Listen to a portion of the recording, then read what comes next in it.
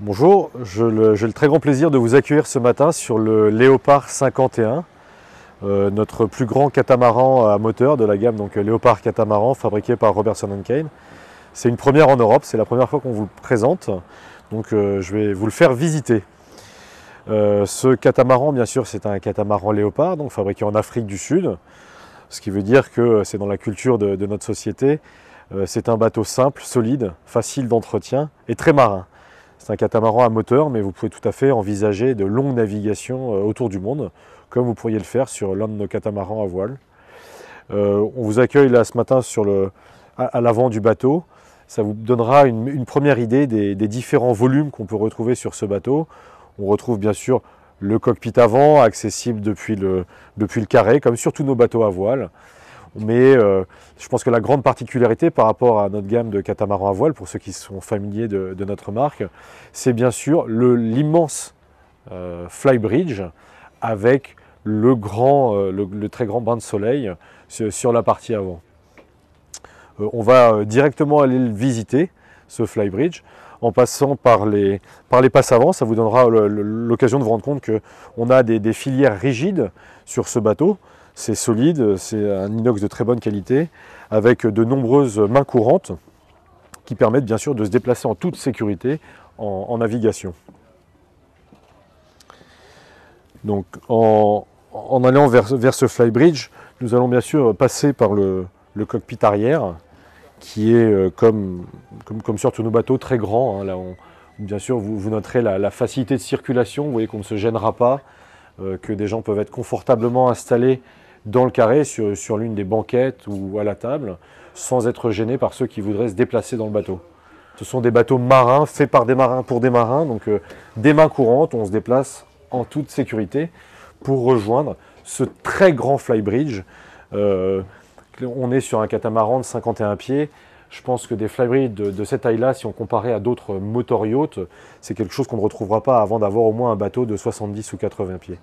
C'est vraiment un immense espace de vie qui a été dessiné par nos architectes, avec de nombreuses banquettes, également sur l'arrière un très grand espace qui pourrait très bien accueillir des bains de soleil supplémentaires si on souhaitait en avoir.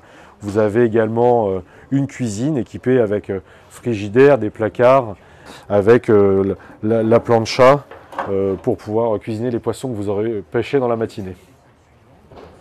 Le poste de bar principal est sur ce flybridge, situé sur la partie avant, donc pour garder une très bonne visibilité sur l'avant. On y retrouve une instrumentation tout à fait classique. Ce sont donc commandes hydrauliques de bar et commandes électriques moteur. Très bonne visibilité vers l'avant. Une visibilité sur l'arrière qui est assurée par des caméras pour ce qui sera des manœuvres de port. Concernant les performances de ce Léopard 51 Power 4, c'est un bateau qui est motorisé en 2 fois 370 chevaux Yanmar. C'est des moteurs à très faible consommation. On est sur un catamaran de croisière. Donc les vitesses de croisière se situeront aux alentours de 10-12 nœuds à peu près. Et pour une vitesse maximale aux alentours de 25 nœuds, bien sûr en fonction de l'état de la mer et l'armement du bateau. Donc des performances et avec une très bonne bien sûr autonomie, donc ce qui en font un excellent bateau de grande croisière. Nous allons donc maintenant visiter le carré du bateau. Carré du bateau, espace très lumineux.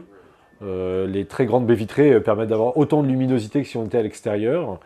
Des couleurs modernes, on est sur des bois clairs pour accentuer encore cette luminosité. Un design moderne et pour autant très sobre, ce qui permettra à ce bateau de très bien vieillir, de ne pas se démoder. On n'est pas dans la mode, on fait dans la sobriété. Une très grande table de carré qui peut également s'abaisser pour faire un couchage supplémentaire, un couchage d'appoint, si on le souhaite. On a bien sûr un espace de travail, une grande table à cartes qui permet, comme c'est le cas là d'ailleurs, de travailler avec son ordinateur ou de travailler sa navigation. Une cuisine spacieuse avec bien sûr tout le confort nécessaire, tout le confort qu'on attendrait sur un bateau de ce standing, des grands éviers, un égouttoir, l'espace pour le micro-ondes, puisqu'on en a un sur ce bateau-là, un grand four, cuisinière, de nombreux rangements, des tiroirs, des placards, des poubelles accessibles depuis le plan de travail, très facilement si on souhaite, quand on cuisine, c'est très pratique. Donc vraiment un confort qu'on s'attendrait à retrouver dans un appartement de standing, on vous le met dans un bateau pour le rendre agréable à vivre au long cours. Ce bateau est une version 4 cabines, donc les deux coques seront symétriques, à savoir 2 cabines et 2 cabinets de toilettes par coque. On va descendre visiter la coque tribord.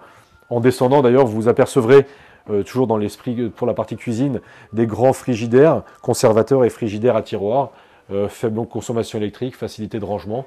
C'est les avantages de ce type de système froid. Je vais donc maintenant vous faire visiter la coque tribord.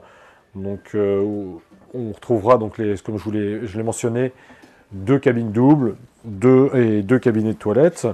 Alors, la cabine avant, comme la cabine arrière, hein, ce sont des grands lits facilement accessibles, avec de très nombreux rangements, placards, tiroirs. Et comme vous le constaterez, même quand les rideaux sont fermés, un des rideaux est fermé tout au moins, très lumineux. La salle de bain que vous découvrez, donc vous voyez une grande douche séparée, hein, on ne se douche pas dans la salle de bain, on a vraiment une douche séparée du reste de l'espace. Vers l'arrière maintenant, donc de nouveau un très grand lit, c'est-à-dire que les passagers qui seraient dans la cabine avant ou dans la cabine arrière sont traités de la même manière. Ils disposent tous d'un grand lit, de nombreux rangements, une très bonne ventilation et d'une excellente luminosité à bord du bateau.